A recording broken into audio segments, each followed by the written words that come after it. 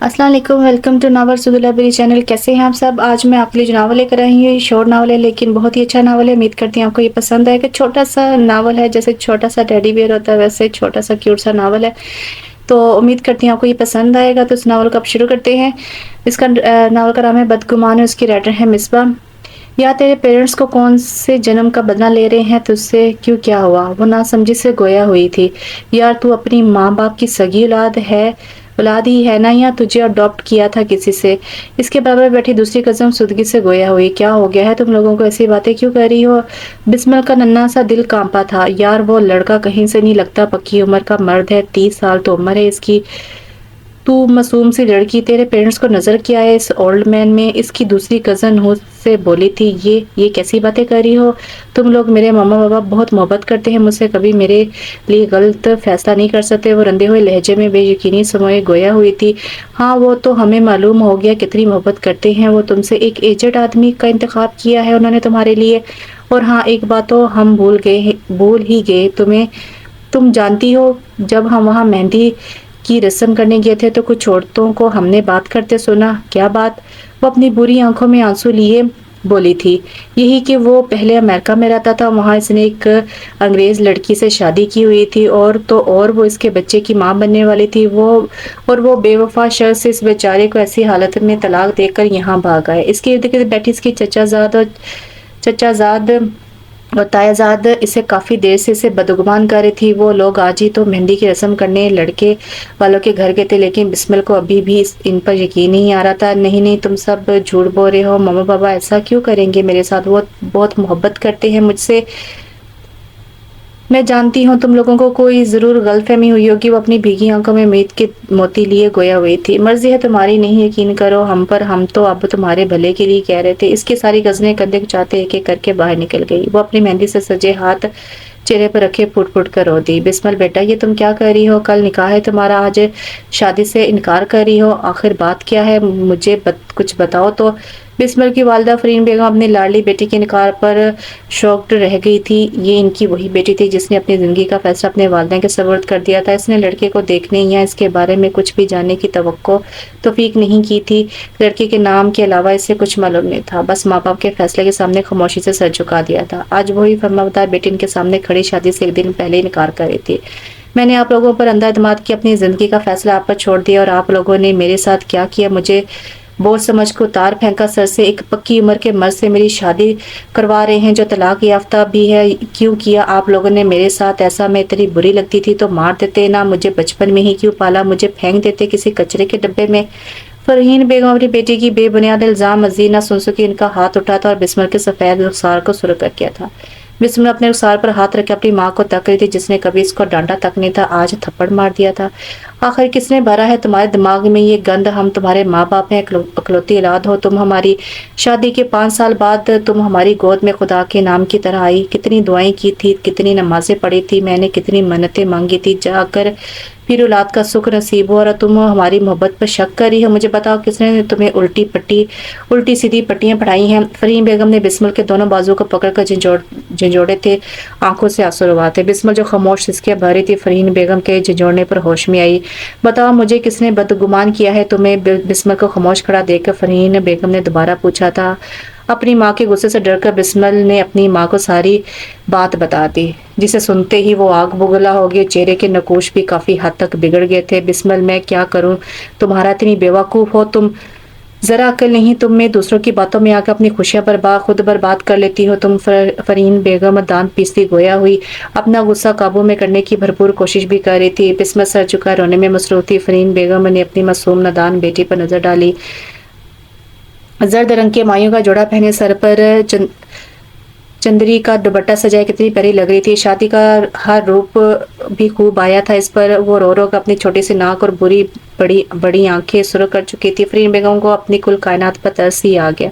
میری پیاری بیٹی چل یہاں بیٹھ۔ فرین بیگم نے اسے خود سے لگائے بیڈ پر لے کر بیٹھ گئی۔ بسمل میری جان، میری بات غور سے سنو۔ دیکھو تمہارے تایا زاد اور چچا زاد کزنس تم سے حسد کرتی ہے کیونکہ تم گھر میں سب سے چھوٹی ہو، سب تمہارے لاڈ اٹھاتے ہیں، تمہیں بہت زیادہ چاہتے ہیں، اور اب ان سے پہلے تمہاری شادی ہو رہی جبکہ وہ تم سے بڑی ہونے کے باوجود ابھی بھی کنواری بیٹھی ہے۔ اسی حسد کے زیر اثر وہ ہمیشہ تمہاری خوشی کے رنگ میں بنگ ملا دیتی ہیں۔ تم صدا کی بولی اور ان کی باتوں میں آ جاتی ہو اور اپنا ہی نقصان کر بیٹھتی ہو۔ انہوں نے تم سے غلط بیانی کی، وہ لڑکا تم سے عمر میں بڑا ہے مگر دیکھا وہ سچ کہہ رہی تھی کہ آپ نے کسی اولڈ مین کا انتخاب کیا ہے، نہ میرے لیے، میں نہیں کروں گی کسی بڈھے سے شادی۔ وہ اپنی ماں کی بات پوری سنے بغیر ہی بھڑک اٹھی اور دوبارہ اس کا رونا دھونا شروع ہو چکا تھا۔ فرین بیگم نے لاکھ کوشش کی اپنی بیوقوف بیٹی کو سمجھانے کی، لیکن وہ نہ مانی، نہ ہی لڑکے کی تصویر دیکھنے پر راضی ہوئی۔ آخر میں فرین بیگم نے اسے اپنی قسم دے کر نکاح کرنے پر ماتا کر کے اس کے حال پر چھوڑ کر کمرے سے چلی گئی۔ آخرکار وہ دن بھی آ گئے جب وہ اپنے بابا کے آنگن سے رخصت ہو کر اپنے گھر سے دار گرد وہ سرخ جوڑا زیب تن کی اپنے سوگوار روپ لیے گلابوں سے سجی سٹیج پر بیٹھی سسکیاں بہہ رہی تھی۔ وہ ایک ایسے شخص کی زندگی میں شامل ہو گئی تھی جس کی زندگی میں اس سے پہلے بھی ایک عورت رہ چکی تھی۔ وہ جانے کس بنا پر اس کو طلاق دے کر آیا تھا، کتنا شفاق تھا وہ شخص۔ اس کی سماعتوں میں اس کی کزنوں کے کہے جملے باز گشت کر رہے تھے، یا تیرے پیرنٹس کون سے جنم کا بدلہ لے رہے ہیں تجھ سے، وہ کیسے تم سے 10 سال بڑے مرد سے شادی کروا سکتے ہیں، تمہیں پتہ ہے اس نے امریکہ میں شادی بھی کی ہوئی ہے، اس سے دل بھر گیا تو اس سے طلاق دے کر یہاں آ گیا، اور پتہ نہیں کتنی مشقت کتنی اور لڑکیاں کے ساتھ اس کا ریلیشن ہوگا۔ خیر ہم تو دعا ہی دے سکتے ہیں تمہارے لیے، اللہ تمہیں خوش رکھے۔ وہ اپنی سوچوں میں گم تھی، دروازے کھلنے کی آواز پر گھبرا کر اور سمٹ کی سسکیاں ابھی بھی جاری تھی۔ السلام علیکم۔ وہ کمرے کا دروازہ لوک کرتا آستہ سے اس کے مقابل آ کر بیٹھا تھا۔ سلام کا جواب اس کو اپنی نادان بیوی کی سسکی سے ملا تھا۔ اب رو رہی ہیں؟ اس نے آستہ سے اس کا گھونگھٹ اٹھا کر پوچھا تھا، لیکن وہ ابھی چپ کا روزہ رکھے نظریں جھکائے اپنے رونے کے شوگر میں مصروف تھی۔ پلیز چپ ہو جائے، میں جانتا ہوں آپ خوش نہیں اس شادی سے، کیونکہ آپ کو میرے بارے میں کافی غلط باتیں بتائی گئی ہیں اور آپ اس وقت سراسر غلط فہمی کا شکار ہیں۔ اب خود کو زیر دینے کی بجائے ایک دفعہ مجھے صفائی پیش کرنے کا موقع فراہم کرے تو میں آپ کی بدگمانی دور کرنے کی پوری کوشش کروں گا۔ وہ نرمی سے گویا ہوا تھا، وہ اپنی سسکی پر باندھ گئی مگر آنسو روکنے سے انکاری تھے جو اس کے سرخ رخسار پر اپنا ڈیرا جمائے بیٹھے تھے۔ اس ناچار سی مہربانی پر وہ لمبا سانس بھرتا دوبارہ گویا ہوا۔ سب سے پہلی بات میری کوئی شادی نہیں ہوئی ہے، آپ ہی میری اکلوتی بیوی ہیں اور تاعمر رہیں گی۔ میری زندگی میں آپ سے پہلے کوئی لڑکی نہیں آئی، آپ ہی میری زندگی کی پہلی اور آخری محبتیں اور رہیں گی۔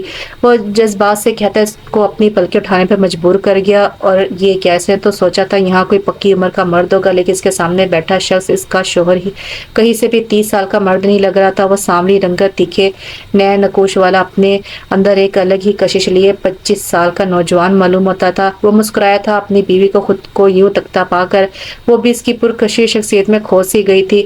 تجھے معلوم ہے تو میدے سے جیسی سفید ہے، وہ تو پکے رنگ کا ہے۔ اس کی سماعت میں اس کی کزن کے الفاظ گونجے تھے، کیا ہوا مسز، کیا بہت پیارا لگ رہا ہوں؟ اس کے چہرے کے سامنے چٹکی بجاتا شوخ لہجے میں گویا ہوا۔ اس کے ہور دلانے پر وہ شرمندگی سے سر جھکائے گی۔ آپ سب آپ کے بارے میں برا کیوں بولتے ہیں؟ میں نے کتنے لوگوں کی زبانیں سنا، میں آپ کی دوسری بیوی ہوں، پہلی کو آپ طلاق دے آئے ہیں۔ وہ بامشکل اپنی بے ترتیب ہوتی دھڑکنیں سنبھالتی گویا ہوئی تھی۔ چلے میں آپ کو مکمل بات بتاتا ہوں، دوری بات جان کر انسان بدگمان ہوتا ہے، بس جیسے آپ ہو رہی ہیں مجھ سے۔ اصل میں مجھے بچپن سے ہی امریکہ جانے کا بہت شوق تھا۔ FSC کے بعد میں نے آکسفورڈ یونیورسٹی میں داخلہ لیا، وہاں دل لگا کر پڑھائی کی، اپنی محنت کے بل بوتے پر کامیاب ہوا۔ پھر وہاں ایک اچھی کمپنی کی جاب کی آفر ہوئی تو میں نے اپنی خوش نصیبی پر رشک کرتا وہاں پر جاب پر لگ گیا۔ ہر سال ایک ماہ کی چھٹی میں موم ڈیڈ سے ملنے آ جاتا، وہ بھی مطمئن تھے اور میں بھی خوش تھا، لیکن بعد میں معلوم ہوا جیسے میں اپنی خوش قسمتی سمجھ رہا تھا، اصل میں وہ میری بدقسمتی تھی۔ میرے باس کی بیٹی جو یونیورسٹی میں میرے ساتھ پڑھتی تھی اور اس کے بقول مجھ سے محبت کرتی تھی، وہ میرے سامنے آئی۔ وہ بے حیا لڑکی مجھے ایک آنکھ نہیں بھاتی تھی، ہر وقت میرے قریب آنے کی کوشش کرتی تھی، کپڑوں کے نام پر رومال نما کپڑے اپنے وجود پر لپیٹے، اپنا نیم بھرنا جسم سب کو دکھا کر خود کو بہت معتبر سمجھتی تھی۔ اس کی موجودگی میں میرا وہاں جاب کرنا محال ہو گیا۔ موم ڈیڈ بھی مجھے شادی کے لیے کہہ رہے تھے، ڈیڈ نے تمہارے بچپن میں ہی تمہیں اپنے عزیز دوست یعنی تمہارے والد سے میرے لیے مانگ لیا تھا۔ یہ بات مجھے بھی امریکہ سے آنے کے بعد بتائی گئی تھی۔ خیر پھر میں نے اپنے باس کو ریگزینیشن لیٹر دیا اور واپس گھر آنے کی تیاری پکڑی، لیکن اس بازار لڑکی نے جھوٹے ثبوت بنائے اور سب جگہ یہ بات پھیلا دی کہ میں نے اس سے شادی کر کے اسے حاملہ کر کے اب اسے چھوڑ کر جا رہا ہوں۔ وہ سمجھ رہی تھی کہ میں ڈر کر اس سے سچ میں شادی کر لوں گا۔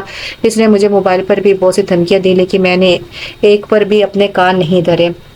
اس کے باپ نے جب میرا گربان پکڑ کر مجھے ہراساں کرنے کی کوشش کی تو میں نے ساری حقیقت انہیں بتائی اور موبائل سے بھی بھیجی، ان کی بیٹی کی دھمکیاں بھرے پیغامات بھی دکھائے جن کو دیکھ کر انہوں نے مجھے بخش دیا اور میں واپس اپنے ملک پاکستان آ گیا۔ لیکن یہاں پر میرا استقبال موم کے تھپڑ اور ڈیڈ کے غصے سے ہوا، کیونکہ یہ خبر ان تک پہنچ گئی تھی اور یہ بات ڈیڈ کے کزن نے انہیں بتائی، جو کچھ سالوں سے امریکہ میں ہی رہائش پذیر تھے۔ ان کی بیوی نے بھی اس کار خیر میں اپنا بھرپور حصہ ڈالتے ہوئے یہ بات پورے خاندان میں نشر کر دی، اور یہ سب انہوں نے اس لیے کیا کیونکہ میں نے ان کی بیٹی سے شادی کرنے سے صاف انکار کر دیا تھا۔ اس کے بعد میری زبانی مکمل قصہ سننے کے بعد موم ڈیڈ نے مجھے واپس کبھی نہ جانے کا کہہ کر تم سے شادی کروا دی۔ سچ بتاؤ تو آپ مجھے پہلی نظر میں ہی پسند آ گئی تھی، اس لیے میں نے بنا کوئی احتجاج کیے آپ کو اپنی زندگی میں شامل کر لیا۔ اب آپ بتاؤ اور کچھ پوچھنا ہے یا غلط فہمی کے بادل چھٹ چکے ہیں؟ وہ ندامت سے سر جھکائے بیٹھی تھی۔ اس مخلص شخص کے لیے وہ اپنے دل میں جانے کتنی بدگمانیاں پال لائی تھی۔ اس کے ماں باپ نے بھی اس سے کتنی دفعہ سمجھانے کی کوشش کی تھی مگر اس نے ایک نہ سنی، بس اپنی کمسنی اور احتشام کی پکی عمر کا رونا روتی رہی۔ اس نے احتشام کی تصویر تک دیکھنے کی زحمت نہیں کی تھی۔ کیا ہوا بسمل، کچھ تو بولو۔ احتشام بے چینی سے گویا ہوا، مجھے معاف کر دے، میں نے بنا تحقیق کیے بغیر جانے آپ کو مجرم ٹھہرا دیا، میں غلط فہمی کا شکار تھی۔ کوئی بات نہیں بیگم، اس طرح معافی نہ مانگے، نئی نویلی دولہن اس طرح ہاتھ جوڑتی اچھی نہیں لگتی، بس مجھ سے وعدہ کرو چاہے کوئی کچھ بھی کہے مجھ سے کبھی بدگمان نہیں ہوگی۔ وہ اس کے جڑے ہاتھ نیچے کرتا اپنا دائیں ہاتھ اس کے سامنے کرتا عہد چاہ رہا تھا۔ وہ بنا دیر کی اپنی ہتھیلی، حنا سے بھری ہوئی ہتھیلی احتشام کی چوڑی ہتھیلی پر رکھ گئی تھی۔ دونوں نے اپنی نئی زندگی کی شروعات خدا کے حضور سردہ شکر کے ساتھ کی تھی۔ تو کیسا لگا آپ کو یہ ناول؟ بیسیکلی اس میں جو ہے وہ بدگمانی کے لحاظ سے کیا گیا تھا کہ جو خاندان میں اکثر لوگ بدگمانی پھیلا دیتے ہیں، کوئی کزنز ہوتے ہیں وہ جالس ہو جاتے ہیں کسی کی شادی پر یا کسی کی خوشی پر، تو وہ اس طریقے سے انہیں بدگمان کر دیتے ہیں۔ تو بدگمانی نہیں کرنی چاہیے، باتوں کی تحقیقات کر کے ہی اس کا اصل معلوم کرنا چاہیے۔ امید کرتی ہوں کہ آپ کو یہ چھوٹا سا ناول پسند آیا ہوگا۔ انشاءاللہ نئے ناول کے ساتھ بہت جلد حاضر ہوتی، تب تک کے لیے اجازت دیجیے، اللہ حافظ۔